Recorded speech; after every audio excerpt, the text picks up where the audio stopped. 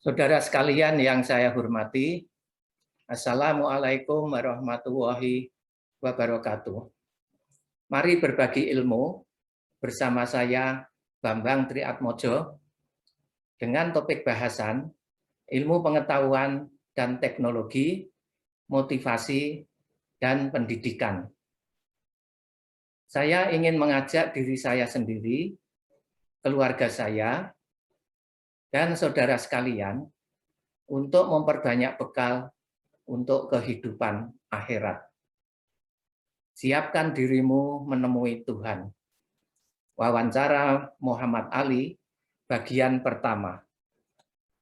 Inilah Muhammad Ali, petinju terbesar sepanjang masa. Dia juara dunia, orang terkuat di masanya, kaya, terkenal, dan tampan. Namun, di usia yang masih muda, dia telah menyiapkan diri menemui Tuhan dengan beramal dan berbuat kebaikan sebelum ajal menjemput.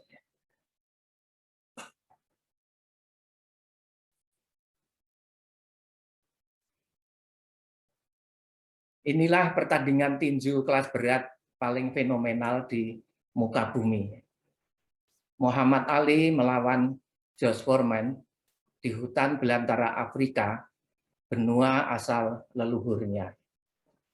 Rumble in the jungle. Tinju di tengah hutan Zaire, Afrika. Tinju terbesar sepanjang masa yang diselenggarakan pada tanggal 30 Oktober 1974. Dalam pertandingan tersebut, Muhammad Ali berhasil memukul KO George Foreman pada ronde ke-8. George Foreman mengakui kekalahannya, dan bahkan dia memuji Muhammad Ali. George Foreman sangat mengagumi Muhammad Ali. Ketika dia terhuyung setelah menerima pukulan, Ali tidak memukulnya lagi. Ali tidak ingin mempermalukan lawannya. Itulah sikap seorang ksatria. Mari kita lihat Muhammad Ali. Dia adalah juara dunia tinju kelas berat, petinju terbesar sepanjang sejarah, juara dunia 3 kali. Jurus ampuhnya menari bagai kupu-kupu, menyengat bagai lebah. Dia menari di atas ring tinju dengan mengelilingi lawannya. Pada tanggal 5 Juni 2016, Muhammad Ali meninggal dunia dalam usia 74 tahun. Ketika berumur 35 tahun, dia diwawancarai wartawan televisi. Pertanyaannya, Muhammad, saya ingin bertanya, apa yang akan Anda lakukan setelah pensiun dari dunia tinju? Mari kita lihat wawancara tersebut. Nah, ini adalah jawaban dari Muhammad Ali. Jadi, apa yang akan saya lakukan ketika saya pensiun dari tinju? Saya harus bersiap untuk menemui Tuhan. Bukankah tiap hari ada orang yang meninggal? Sungguh menakutkan bagi saya. Setiap kali terpikir bahwa saya akan pergi ke neraka hanya untuk dibakar selamanya. Ketika saya pensiun, saya akan melakukan segala cara untuk menolong orang lain. Itulah sebabnya saya datang ke sini bersama Johnny Walker. Dia adalah orang miskin yang datang ke Amerika. Ada beberapa orang yang butuh uang, dan ada seseorang yang datang meminta saya untuk menolong mereka.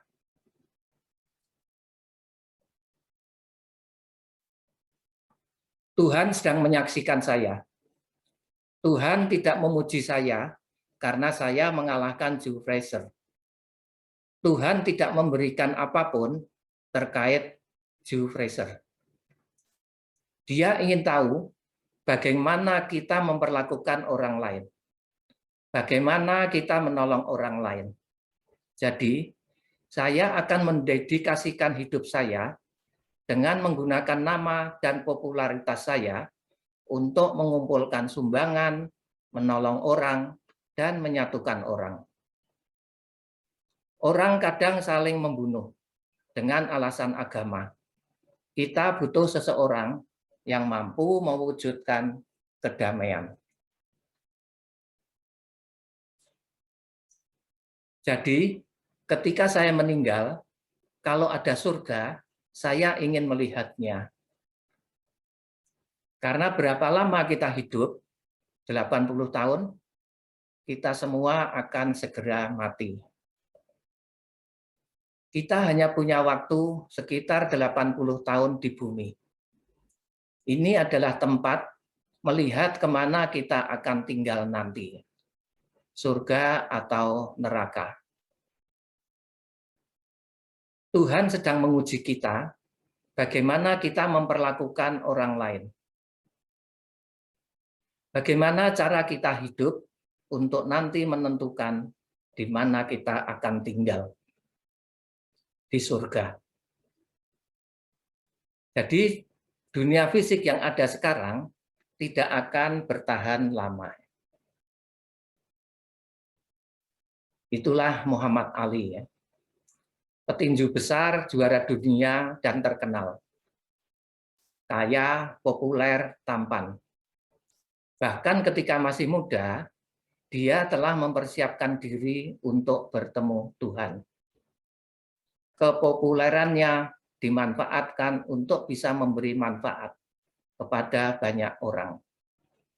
Menggalang dana, membantu orang miskin dan lemah, mewujudkan perdamaian. Ini sungguh luar biasa. Sering kepopuleran justru membawa orang lupa diri. Bukannya mengantar masuk surga, tetapi justru ke neraka. Mari kita lihat surga dan neraka berdasarkan surat-surat dan ayat-ayat dalam Al-Quran. Al-Quran menjanjikan surga bagi orang yang bertakwa dan neraka bagi orang yang berdosa. Mereka hidup selamanya di surga atau neraka. Surga adalah suatu tempat di akhirat yang berisi penuh dengan kesenangan, kegembiraan, kenyamanan, dan kenikmatan. Kita akan bertemu dengan keluarga kita, anak cucu kita, orang tua kita, dan bahkan bertemu dengan Tuhan. Sedangkan neraka adalah tempat di akhirat bagi orang-orang yang berdosa. Api menyala dengan bahan bakarnya batu dan manusia. Penghuni neraka akan menjalani hukuman berupa siksa yang sangat pedih. Dan itu berlangsung selamanya. Saya akan menunjukkan beberapa surat dalam Al-Quran dan hadis Nabi yang terkait dengan surga dan neraka. Quran surat As-Sajdah ayat 18 sampai 20. Maka apakah orang yang beriman seperti orang yang fasik atau kafir? Mereka tidak sama. Adapun orang-orang yang beriman dan mengerjakan kebajikan, maka mereka akan mendapat surga-surga tempat kediaman sebagai pahala atas apa yang telah mereka kerjakan. Dan adapun orang-orang yang fasik atau kafir, maka tempat kediaman mereka adalah neraka. Setiap kali mereka hendak keluar darinya, mereka dikembalikan lagi ke dalamnya dan dikatakan kepada mereka, rasakanlah azab neraka yang dahulu kamu dustakan. Inilah gambaran surga dan neraka. Ada dua pilihan bagi kita, mau surga atau mau neraka. Dan semua itu tergantung pada amal ibadah kita selama hidup di dunia. Orang-orang kafir dan yang mendustakan ayat-ayat kami adalah para penghuni neraka. Mereka kekal di dalamnya. Quran Surat Al-Baqarah ayat 39. Sesungguhnya orang-orang yang beriman dan beramal soleh, bagi mereka adalah surga Firdaus menjadi tempat tinggal. Mereka kekal di dalamnya, mereka tidak ingin berpindah daripadanya. Surat Al-Kahfi ayat 107 dan 108. Inilah gambaran surga. Membayangkan surga, tempat yang penuh kenikmatan dan keindahan. Dan kita kekal di dalamnya. Batu batanya terbuat dari emas dan perak. Lantainya wangi minyak kasturi. Kerikilnya terbuat dari mutiara dan permata. Dan tanahnya wangi za'faron. Hadis Nabi Muhammad SAW yang diriwayatkan oleh H.R. Tabrani. Saya sampaikan gambaran surga dalam surat An-Naba ayat 31 sampai 37. Sesungguhnya orang-orang yang bertakwa mendapat kemenangan, yaitu kebun-kebun dan buah anggur, dan gadis-gadis remaja yang sebaya, dan gelas-gelas yang penuh berisi minuman. Di dalamnya, mereka tidak mendengar perkataan yang sia-sia, dan tidak pula perkataan dusta. Sebagai pembalasan dari Tuhanmu, dan pemberian yang cukup banyak. Kemudian juga surat Ali Imran ayat 15. Bagi orang-orang yang bertakwa, tersedia di sisi Tuhan mereka surga-surga yang mengalir di bawahnya sungai-sungai. Mereka kekal di dalamnya dan pasangan-pasangan yang suci serta ridha Allah. Dan Allah Maha melihat hamba-hambanya. Kemudian hadis Nabi Muhammad SAW, beliau bersabda, bila penduduk surga telah masuk surga, maka Allah berfirman, apakah kalian ingin sesuatu yang perlu aku tambahkan kepada kalian? Mereka menjawab, bukankah engkau telah membuat wajah-wajah kami putih? Bukankah engkau telah memasukkan kami ke dalam surga dan menyelamatkan kami dari neraka? Beliau bersabda, lalu Allah membukakan hijab pembatas. Lalu tidak ada satupun yang dianugerahkan kepada mereka yang lebih dicintai daripada anugerah dapat memandang Rabb mereka. HR Muslim. Berikutnya kami akan tunjukkan gambaran neraka berdasarkan surat-surat atau ayat-ayat dalam Al-Quran. Quran Surat Al-Baqarah ayat 24 dan 39. Takutlah kalian terhadap neraka yang bahan bakarnya terdiri dari manusia dan bebatuan. Orang-orang kafir dan yang mendustakan ayat-ayat kami adalah para penghuni neraka. Mereka kekal di dalamnya. Kemudian surat At-Taubah ayat 81, katakanlah, api neraka jahanam itu amatlah panas, jika saja mereka mengetahuinya. Kemudian Rasulullah SAW juga bersabda, panas api neraka adalah 70 kali dari panasnya api yang biasa digunakan anak cucu Adam untuk memasak. Saudara sekalian yang saya hormati, inilah gambaran neraka. Bayangkan, inilah neraka jahanam.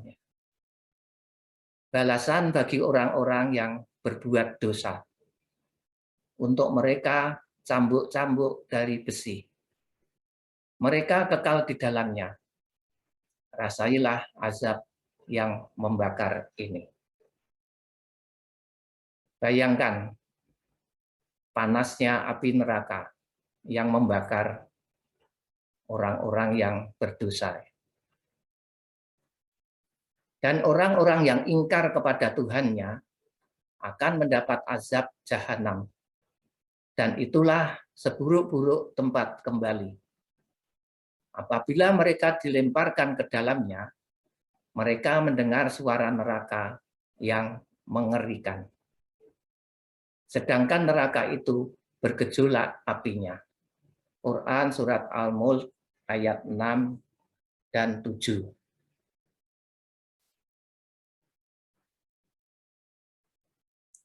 Itulah gambaran surga dan neraka.